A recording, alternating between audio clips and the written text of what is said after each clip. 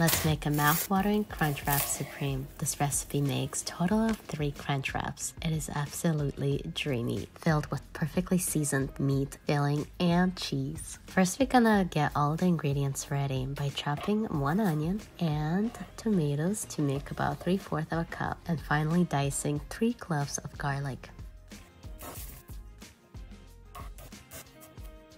Next, into the skillet, add about 2 tablespoons of avocado oil. Add 1 pound of ground beef, 2 tablespoons of taco seasoning, onion, 1/4 of a teaspoon cayenne pepper, garlic, and about 1 teaspoon of sea salt. Now let's wrap it up. Onto a large tortilla, add ground beef, queso cheese, crunchy tostada, sour cream, lettuce, tomatoes, grated cheddar cheese, and small tortilla. Wrap it up and cook it in a skillet with a little bit of oil until crunchy texture. And voila! If you like recipes like this, follow for more. Bye!